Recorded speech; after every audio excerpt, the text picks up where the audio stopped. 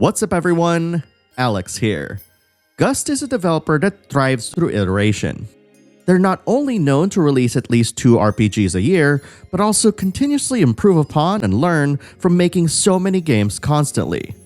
With the release of Atelier Ryza 2, it proved to Gust that fans really didn't mind that they'd feature the same protagonist for a sequel. And with Atelier Sophie 2, Gust tests this concept once again by revisiting one of the most beloved characters in the series' history. The result is an Atelier game that not only borrows the best elements of this series' past and present, but also takes us on an incredible adventure with some truly memorable moments. This review is made possible by viewers like you, so please leave a like, post a comment, then subscribe to the channel. Atelier Sophie 2, The Alchemist of the Mysterious Dream, is the sequel to 2015's Atelier Sophie, which is set in a medieval fantasy world and features a heavy emphasis on crafting. This story takes place in between Atelier Sophie and Atelier Firis, where we find Sophie continuing her journey on becoming a licensed alchemist, all the while hoping to restore Plachta, her mentor, to human form. Days after leaving Kirchenbell, Sophie and Plachta are separated after being absorbed into the world of Erdevige, a land populated by its inhabitants' dreams. With the help of her newfound friends, Sophie sets forth on an adventure that'll take her through dreamlike locales, in the hopes of reuniting with her mentor and finding a way back home. If you've watched enough of my reviews, you know that I love going into the minutiae of describing the various RPG systems that games have. But with Sophie 2, I can't help but gush about how incredibly fun it feels to play it. Atelier Sophie 2 features seamless transitions from exploration to battle, letting you jump right into the offense without any pauses or loads into a different battlefield. This makes the act of battling monsters in Sophie 2 feel faster than any Atelier game before it, making you want to hop in from one battle to the next because of how fluid this makes it. Atelier Sophie 2 also brings back some of my favorite battle mechanics from games prior to Ryza. Not only do turn-based battles make a triumphant return, attacks that specifically target groups of enemies are present again, as well as the ability for your supporting cast to block an attack and replace a party member in the front line. New to Sophie 2 is the ability to invoke twin actions, which helps maximize your turns by letting you attack twice in one turn. But in order to do so, you'll have to build up a resource meter that increases each time you attack your opponents. Monsters, on the other hand, can now create an aura around them that can shield them from damage, much like the enemies found in Ryza. While some might be disappointed to learn that Sophie 2 does away with many of the previous game's battle mechanics, what is left is essentially a finessed battle system that combines the best elements of previous games that is very easy to learn and create strategies with.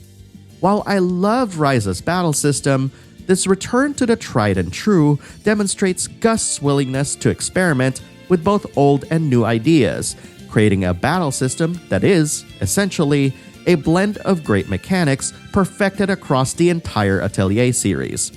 This makes battling just as fun as its crafting mechanics, and it helps that this too was polished to a mirror shine. Crafting, or in Atelier parlance, synthesis, all happens on a grid, retaining the basic mechanics of the previous game. You'll have to place shapes representing elements on the grid in such a way that unlocks the fullest potential of the item, giving access to various effects and higher quality that'll give you an edge while exploring the world. Though materials in Sophie 2 may have multiple elemental affinities, you'll only need to put in one element per material to initiate synthesis, though you can try and fit everything on there. Doing so will help you form vertical or horizontal lines, no diagonals, that'll increase the item's super success rate. The higher the rate, the more likely your finished item will receive 50% more quality.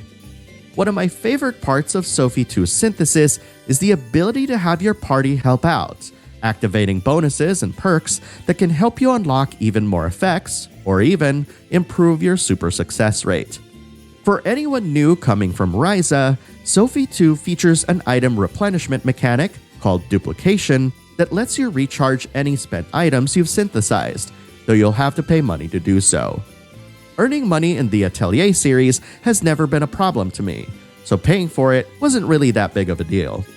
While there's plenty more in store for you to discover, I found that I vastly prefer Atelier Sophie 2's synthesis when compared to other games in the series. In fact, I'll even say that it's my absolute favorite now. The way you incorporate your materials into your item feels very much like a puzzle, more so than Sophie before it. And the kinds of fun options you get to play around with always had me wanting to make the best items possible.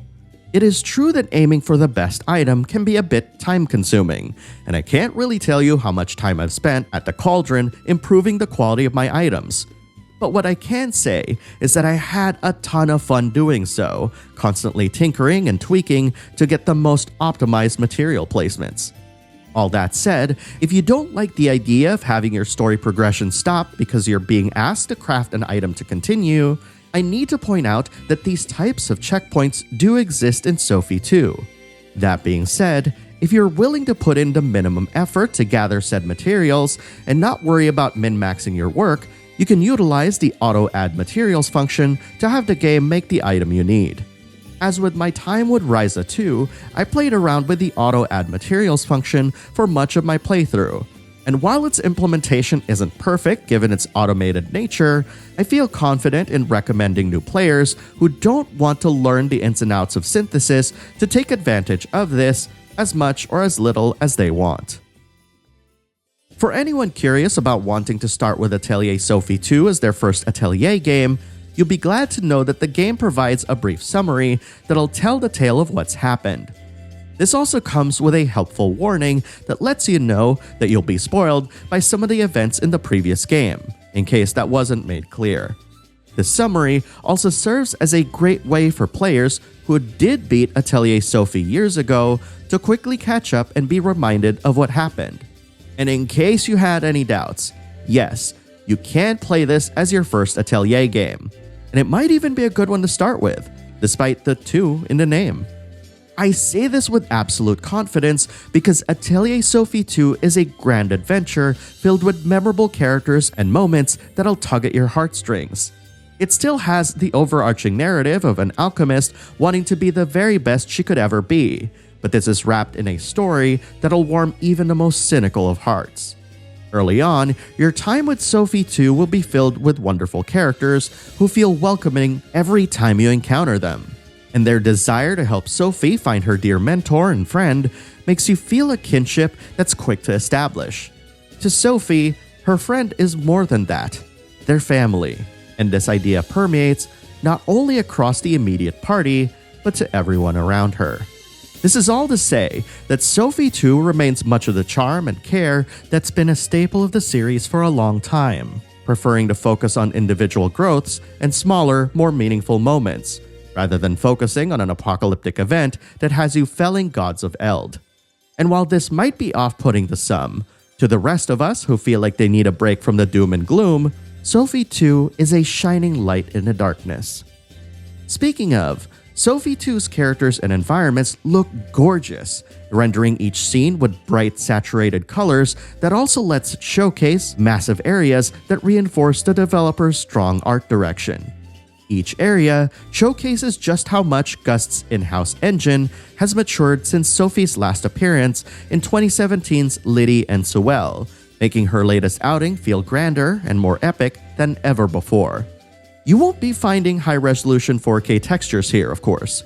Rather, you'll find a careful consideration of its art direction and design that collectively lifts everything up in such a way that you just might be wondering how they're able to pull this off consistently by releasing 2 RPGs a year. Perhaps even more impressive is your ability to control the weather in Atelier Sophie 2. Sophie can change the weather at specific points of the map, altering the look and layout of the area considerably, thereby opening and closing new pathways. This happens with very little delay, and it's quite impressive how they're able to incorporate this as part of the game's level design. As longtime Atelier fans might expect, Sophie 2 only features Japanese voice acting, so you won't be hearing Christine Marie Cabaños reprise her role as Sophie in this one. Atelier games haven't been voiced in English since Atelier Ferris in 2016, and sadly, there isn't any reason to believe that this will be changing anytime soon. That being said, the rest of Sophie 2's sound design is quite strong and consistent with the quality of the rest of the series. In addition to a memorable soundtrack that'll have you humming along with it, Atelier Sophie 2 employs some satisfying sound effects that'll have you wanting to hear more of it. From activating an item's super success to turning in requests, the sounds that play feel punchy and satisfying, but not in a way that feels out of place in the series for me. When I heard that Gust was making Atelier Sophie 2, I was both surprised and elated. Having played so many of their games over the years, I knew that the decision that drove them to make Sophie 2 were a direct result of their insistence of delivering so many RPGs in such a short time. And yet, while many other developers struggle creating one good game when employing this type of rigorous schedule, Gust stands tall above the rest by delivering a game that is easily their marquee game of the year. Atelier Sophie 2 will have you laughing, smiling, and maybe even crying while journeying through Erdevige with Sophie and friends. And with the rest of the game firing on all cylinders like this one, Atelier Sophie 2, The Alchemist of the Mysterious Dream, becomes an easy recommendation for any longtime Atelier fan or any newcomer wanting a different take on JRPGs. But now, I want to hear what you think of Atelier Sophie 2. What do you think of it so far? And if you're watching this further down the line and have played the full game yourself, what did you think of it? Post your thoughts in the comments below and let's talk about it. Thank you very much for watching, and I'll see you in the next video.